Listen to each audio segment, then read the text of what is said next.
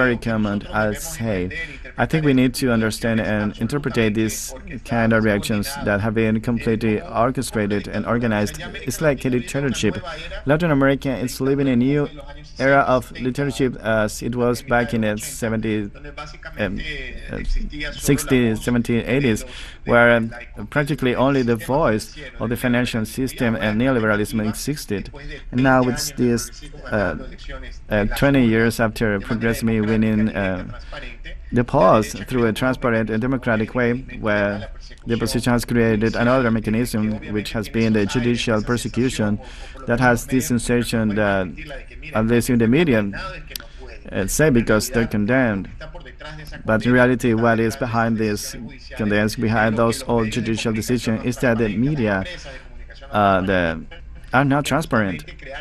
And what they try to do is try to create ways to weaken the processes, to simply try to give news to people and try to send away those news with some legality.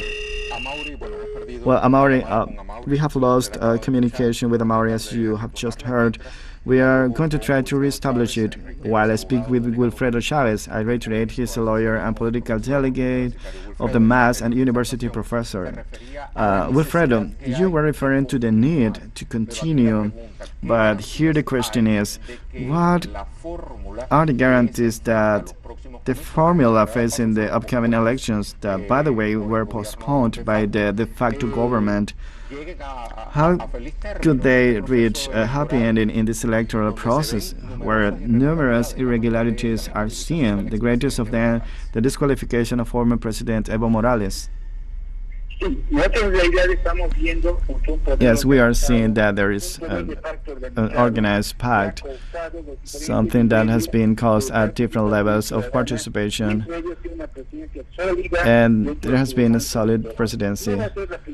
It's not going to be the first time that in popular voting, such as Amaury was saying, that by fear of the destruction that is present, we have seen some demands of disqualification against political leaders. So we are facing a permanent battle. It's a daily struggle, both in emotional and electoral, and also in tribunals of justice. And we see this as a way to alleviate the situation. And when it comes to the opposition and the forces that are acting against this de facto government, and so the presence of the international organizations that have take some role. And we see fundamentally how they have absolutely disqualified.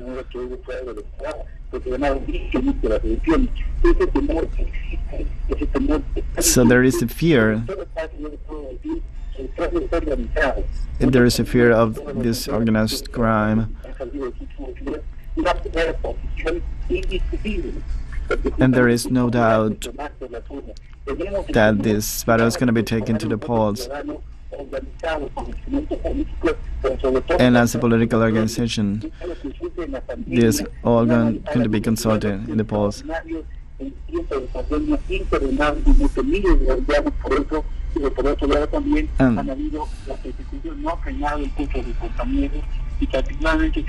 And practically, they have been so deceived with all this campaign.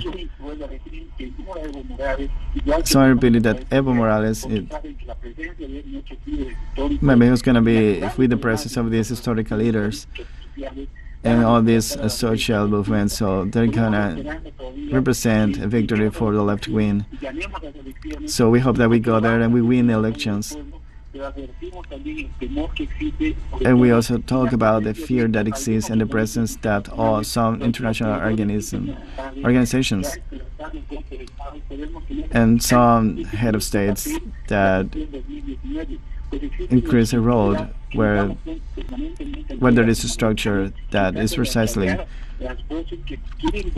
try to silence the voices that wants to go back to progressive situation. This historical leader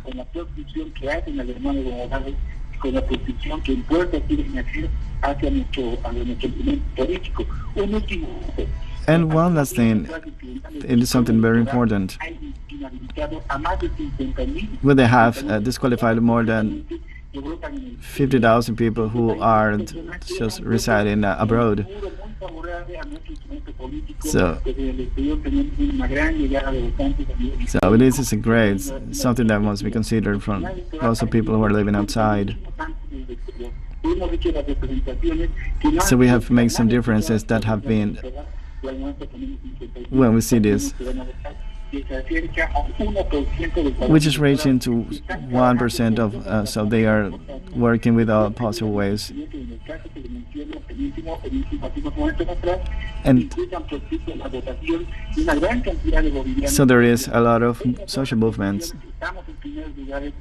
And in the first place, we are in position, something that we are asking you as international media to support us in this objective situation.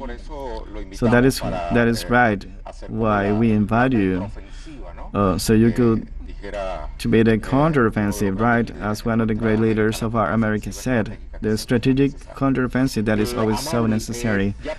Amaury, we are practically closing this block of analysis, and I did not want to leave behind this question. What dangers are now looming over the Arasus-Rabscal binomial having lived through the disqualification of former President Correa, which prevents him from reaching the vice presidency of Ecuador? Well, right now the right wing is just trying to say that this binomial is not being subscribed, that nothing stops President Correa from being a candidate. So this binomial is particularly subscribed because it didn't go through the right process of the inscription. So how does the lawfare works? Well, basically now some spokesmen from right wing, they're going to start to say that this binomial shouldn't be subscribed because they have all the right to stop this new binomial. So now the press could clarify this information, and the public opinion will say that, oh, well, if they stop this, it's right because it's inside the law. So that is what right now the right wing is trying to do right now, and in the future. So, but I think that this binomial is going to be able to register, because those things are just something that they're trying to make up. But in the future, there are going to be elections and at the same electoral. So there is a series of things, the counting of results, some series of moments, let's say, that will allow the right wing, along with this corrupt government of Lenin Moreno, can act to stop one more time for this phenomenon to win the presidency, and of course to win the majority of the parliament and the National Assembly. See, even in the parliament, also the polls are announcing winning by the Correa. So what we're thinking about now is the intention of stopping this new phenomenon to register and for them to declare illegality of this phenomenon. But let's hope everything will work out. Let's hope so. Thank you very much, Amaury, for your time for TeleSUR. I also thank Wilfredo Chavez, who was with us through the phone line. Let's take another break, short break, but remember, there's a strategic move in social media for you to participate and give us your opinion. On the same day, September 7th, two progressive leaders, Evo Morales and Rafael Correa, were disqualified from running in the elections in Bolivia and Ecuador, respectively. Who is pulling the strings of lawfare in Latin America? Give us your opinion. Stay with us. We'll be right back.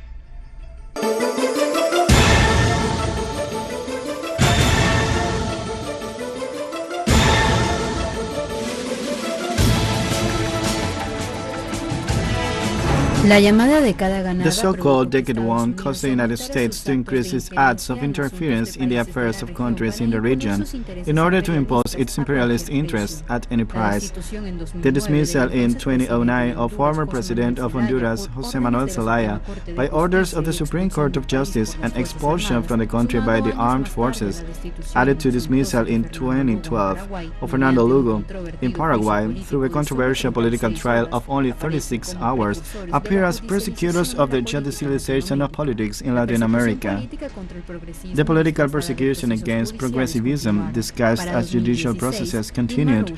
By 2016, Dilma Rousseff was removed from the presidency of Brazil through a process of impeachment of parliamentary trial, which brought as a consequence the materialization of the coup to democracy in the country.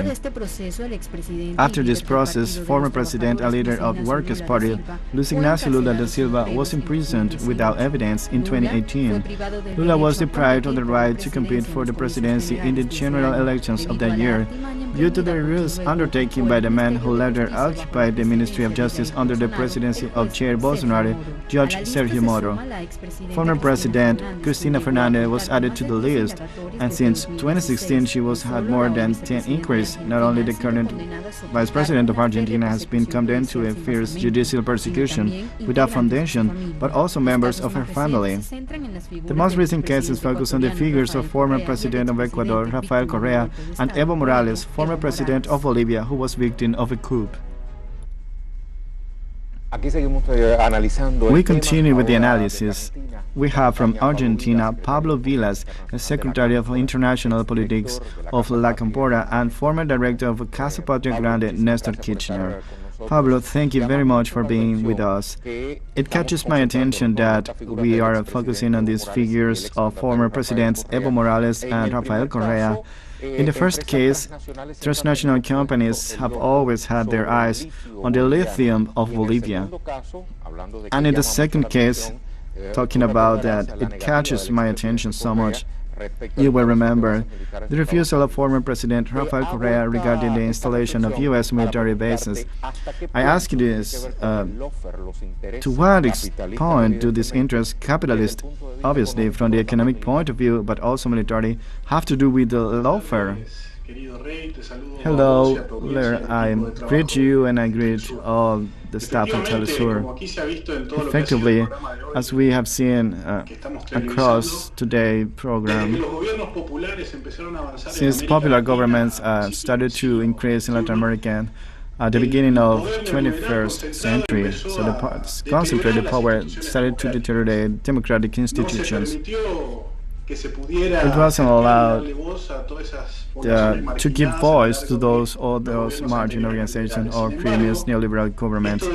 However, this lawfare thing, which is not new, but as our previous comrades said, that is being orchestrated worldwide, it shows how since the crisis of 2008 and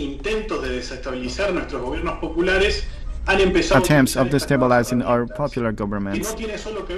This does not only have to do with the issues of judicialization of politics, and also with the media to try to show that this lawfare is persecuting not only to popular leaders but also to those businessmen who have shown love for their homelands. We have seen with the Argentinian government, the Macri government, it proved how persecution went over political leadership, also in those enterprises. Also today, it's been in preventive divestment with no trial at all. And also in the province of northern Argentina, where there are these lithium fields, as you said before, but the objective has been to damage the images of those leaders and to regain the dominion of what they consider as means of production and their richest sectors. That is why we need to take into account what our friends said with Correa and Ecuador and Bolivia. These attempts to try to weaken hasn't been enough, and that's why we need to keep paying attention to the elections. We see that Cristina said very well in Argentina. Well, it was very well seen when she was making her statement last December, how in spite of all the media damages that caused on her image, But we continue to accompany those processes with that can be reached in the modern historical processes where these history as are going on, as they were not able to prove in front of the justice formally the corruption they have been denouncing on media, when they're going against the progression of progressive parties and they're going against democratic tools that many of our works have leading us as organized people, right? Okay, so this progress in great measure counts on the silence of international bodies, of so-called non-governmental organizations, but which call themselves defenders of democracy, defenders of the voice of the people, in the face of acts of injustice. However, these processes are poorly designed because they prefer to remain silent.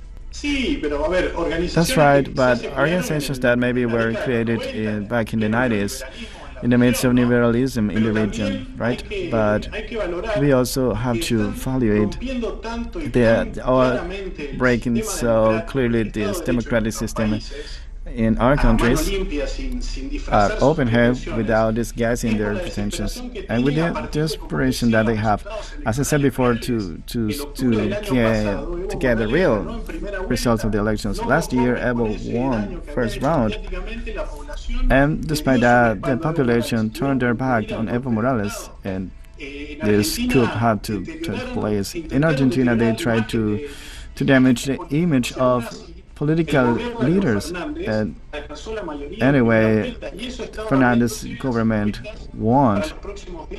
So we need to take that into account for the coming days. So when we saw what happened when, by decision of the General Secretary of OAN, because of their deficiencies, but however, the history of democratic processes in Argentina has been a lot of strength with the participation in the process of a dictatorship, for instance. So it has been pronounced against arbitrary situation and of those innocent people, but also it got weakened and came into the autonomy. So same thing we can see with the impact of Latin America of developed, and where for the first time the United States got tired of having a minion, and it wasn't known that just with a slap on the face as president, American president style, that we've seen all these minion governments that are supported to the hegemonic power, where we see that they have been trying to show their real face, and it's right there where this is becoming more vital for the popular participation, not only in the electoral situation, but also in political participation, that leading our own voices of communication to confront the attacks that they are having on these democratic institutions. So this is something that it's been with us for a very long time. What is happening right now in Brazil, for instance, not only that Judge Moro decreed by just pure conviction, the imprisonment of Lula, or this situation that is decreed to Rafael Correa in Ecuador. But it makes that also the right wing itself is in a dispute. How this they're trying to win the real power.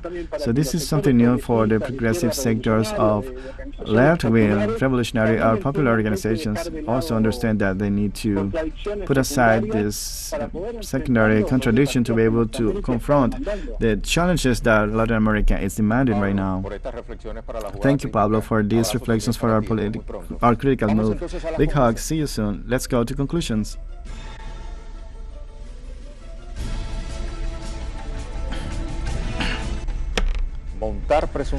Setting up alleged cases of corruption by taking also alleged evidence from where there is none, to magnify the alleged failure of an already aspirant to the executive or of a ruler in full administration, to muddy his image and to provoke rejection in the society where the leader has wide support, and thus to justify his political disqualification. That's what lawfare is all about, which in our region has followed the repeated script of criminalizing progressiveness. For this, the big press is perfect by just being traditional ally of the rusty and cold-blooded right wing. Added to this is the silence of the organizations and institutions that beat their chests in the name of democracy, a democracy that has nothing to do with the voice of the people, and all of them under the strings of the hegemonic power par excellence. It's time for social denunciation, time for unity, to demonstrate, whether at the polls or in the streets, that there is no force capable of erasing what has been won, however furious the wolf of neoliberalism may seem. For today, we close the geopolitical board.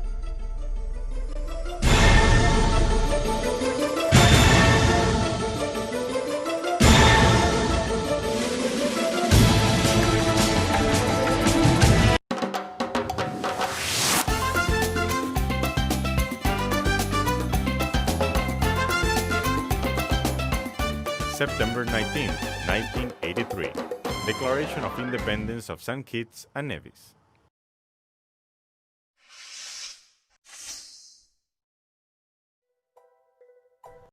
Quetzals in the sky.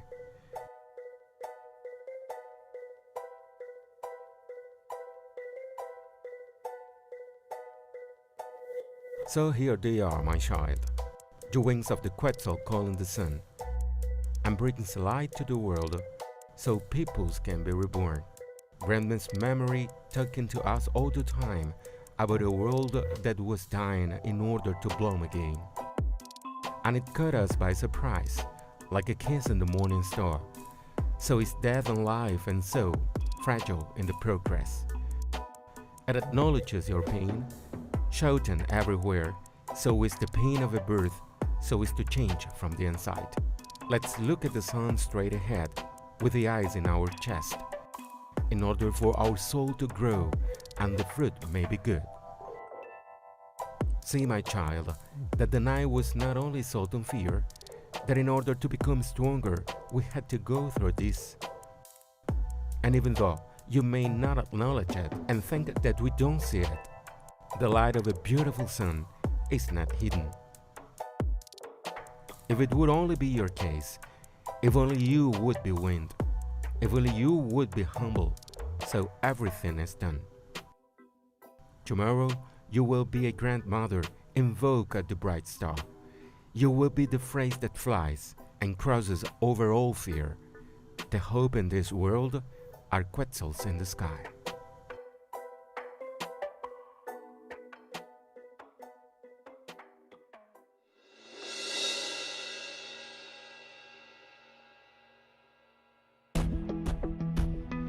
Una travesía para descubrirnos.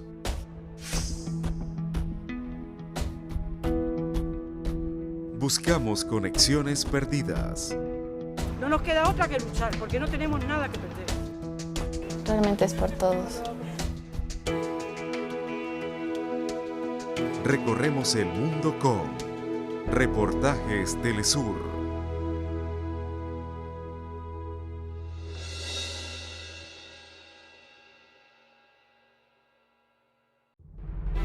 Follow the most important global events through a comprehensive perspective. With a team of journalists in 25 locations around the world to convey our people's reality. From the South. Weekdays. Only on TeleSUR.